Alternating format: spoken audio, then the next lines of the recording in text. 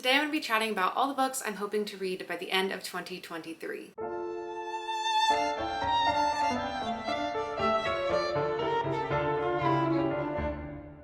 And by hoping to read, I mean I will be reading these by the end of 2023. It is a requirement. This is my accountability tool that I'm using to make sure I get through all these books because I have not had as many 5-star reads as I wish that I would have had at this point in the year. As of today, when I'm filming this at the end of October, I have only 11 5-star reads. And if I'm doing a top 10 of the year, that's kind of it. I want more to choose from. I want some more great reads. I want it to be a harsh competition. So I have been very intentional about what books I'm prioritizing by the end of the year because I really need some more successes. So basically everything on this list is also a 5-star prediction. And I hope by putting that energy out there that I'm not jinxing myself and that now none of these will be 5 stars, but come on, like something in here has to be a 5-star. Let's start with our most unsuspecting victim. That is Yours Truly by Abby Jimenez because I don't read a lot of romance. I have not read much romance this year. Each year I feel like I'm reading fewer and fewer romance books. This year I read the first book in this series, Part of Your World, and the new Emily Henry book, and I think those might be the only romances that I've read. But the first book in this series, Part of Your World, was a 5-star for me, and so the sequel has a good chance of also being a 5-star. I just really loved the character building and the chemistry and the realness of the first book in this series. It is exactly my type of romance that I enjoy, and I feel like this should also play into a lot of those same things. It's like a spin-off book where you're following a different character from the first book and you're getting their little love story. So I feel like it should be a good success. Next, we have a book that I've been hearing about for a very long time, and I don't know why I haven't picked it up yet. So I just decided, let's get to it before the end of the year. And that is Earthlings by Sayaka Murata. People talk about this all the time, especially in my Discord for the 24-hour horror-a-thon. I feel like every time we're having a round of that, someone is reading this book and then people get talking about it and they're like, oh my gosh, it's so good. I love it. It's so amazing. And I always see that and I'm getting FOMO. So I want to know what it's all about. I want to be in on it. I hope it's also a 5-star for me. I don't really know too terribly much about it. It says you're following a young girl named Natsuki who feels like she's been dropped into her family from an alien planet. Her best friend is a plush toy hedgehog. I guess that is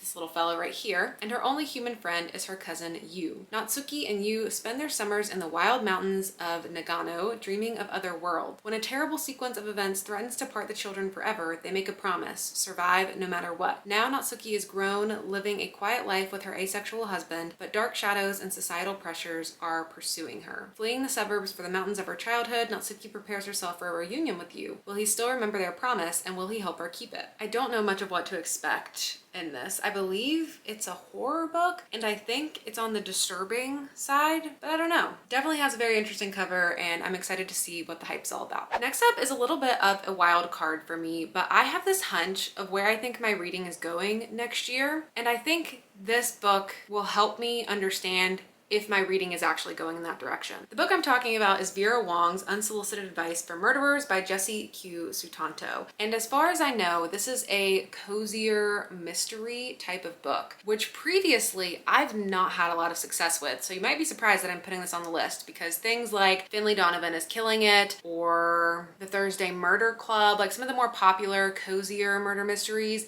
haven't really been hits for me. But for some reason, I feel like in 2024, I'm going to be picking up more cozier, classic murder mysteries. I've just been gravitating towards that a bit more in the things I'm watching on TV. I've got like 2 different directions that I'm going. They kind of tie together. And it's things that I've always said I don't really enjoy in books. But one of them is this like cozier route of cozier murder mysteries, small town, unsuspecting people living normal lives, getting caught up in a crazy incident. The other path I see my reading going down is like detective books, like crime fiction, which is something I've always avoided, but I've been watching so many crime fiction detective TV shows and loving them this year that I just feel like I need to start picking up more books and giving it more of a try. So this book's falling in the cozier category. In this story, you're following a lonely shopkeeper who takes it upon herself to solve a murder in the most peculiar way. Vera Wong is a lonely little old lady who lives above her forgotten tea shop in the middle of San Francisco's Chinatown. Despite living alone, Vera is not needy. Oh no. She likes nothing more than sipping on a good cup of oolong and doing some healthy detective work on the internet about what her Gen Z son is up to. Then one morning, Vera trudges downstairs to find a curious thing, a dead man in the middle of her tea shop. In his outstretched hand is a flash drive. Vera doesn't know what comes over her, but after calling the cops like any good citizen would, she sort of swipes the flash drive from the body and tucks it safely into the pocket of her apron. Why? Because Vera is sure she'll do a better job than the police possibly can. Nobody sniffs out a wrongdoing quite like a suspicious Chinese mother with time on her hands.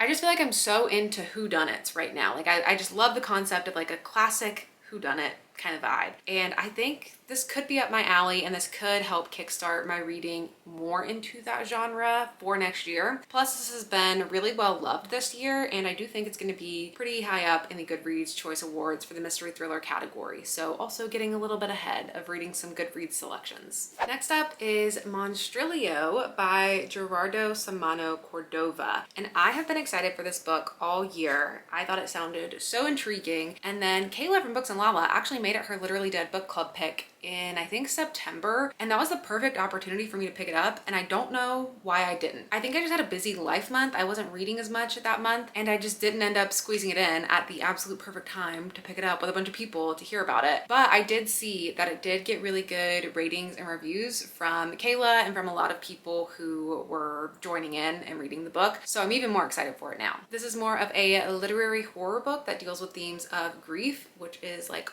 all of my favorite things. I don't remember the exact details, but there's a grieving mother and she has like a piece of her son's body and she nurtures it, and then it grows into this like monster type thing. It sounds exactly up my alley. It sounds like something I will just love, so I'm very excited to check it out. Next up is Rouge by Mona Awad. This is actually my November members book club pick, so I'm obligated to read it no matter what, but I'm always excited for a new Mona Awad. I've really enjoyed Bunny from her and All's Well from her, and I don't think that she has gotten a 5-star from me yet. Bunny was one of those books that I didn't really know how to rate because it was my first time encountering a book like that, and I didn't know if I loved it or hated it, so I don't know what I ever ended up actually rating it.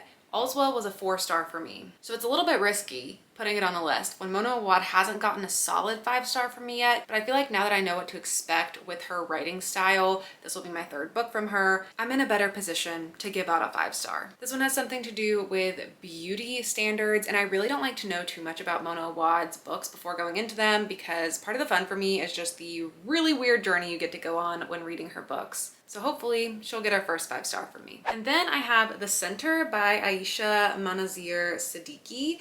This book initially was on my radar, I think because of the cover of it looking so me. Like, this just looks like something I'd be really into. And I think I had it on like a most anticipated release list. It came out a couple months ago, and I've just been putting off picking it up because the more I thought about it, the more I started to wonder, am I going to love this, or is it going to be kind of boring? I don't know. I think it could go either way. So it's a little bit of a risk, but it's a shorter one. And there's this TikToker that I follow that talks about books, and I'm learning that we have pretty similar tastes from seeing them more often on my FYP and seeing what books they tend to really like. And this has been a book that they've really been raving about, so that pushed it back up on my radar, and I was like, okay, we're gonna give it a chance. We're gonna see how it goes. You're following a woman named Anissa who dreams of being a translator of great works of literature, but mostly spends her days subtitling Bollywood movies in her London apartment and living off her parents' generous allowance. She has a mediocre white boyfriend named Adam who has successfully leveraged his savant-level aptitude for languages into an enviable career. But when Adam learns to speak Urdu practically overnight, Anissa forces him to reveal his secret. Adam begrudgingly tells Anissa about The Center, an elite invite-only program that guarantees complete fluency in any language in just 10 days. By turns darkly comic and surreal, and with twists as page-turning as they are shocking, The Center journeys through London, Karachi, and New Delhi, interrogating the sticky politics of language, translation, and appropriation along the way. So this is supposed to be a horror book with a speculative edge to it, and I'm either gonna love it or think it's just fine, but hopefully I end up loving it. That's it for all of the books on my physical TBR that I plan on reading by the end of the year. I'm sure some things are gonna pop up, especially once the Goodreads Choice Awards are announced. I was debating this year if I wanted to try to complete a category and read all of the mystery thriller or all of the horror books, because I've never done that before and it always sounds like a lot of fun. But I think what I've decided I want to commit to is doing something similar to what I did last year, where I just read the books I was most interested in across categories. But this year I'm going to put some challenges for myself of like prompts for how to select the books You'll see it. It'll all come to life in a couple of weeks. But there's some books that I think are going to be in the Goodreads Choice Awards that I don't physically own yet, that if they are in the Goodreads Choice Awards, I will be really interested in picking them up before the end of the year. For the horror category, some of those books include A House with Good Bones by T. Kingfisher. I haven't loved a book from T. Kingfisher before, but I don't know. I feel like I always want to give her another try. Bad Cree, I've just been seeing get a lot of love this year, and Boys in the Valley by Philip Fracassi I'm so interested in, and I think I just want to pick this up even if it doesn't make it on the Goodreads Choice Awards by the end of the year. And then Natural Beauty I also am kind of intrigued by. And then for the mystery thriller category, there are some books that I've been interested in, like The Maid's Diary. If that makes it in there, I feel like I'm really gonna try to pick that up by the end of the year. The Quiet Tenant, that one's been getting a lot of love. The Bandit Queens, that's one I've kind of had my eye on all year.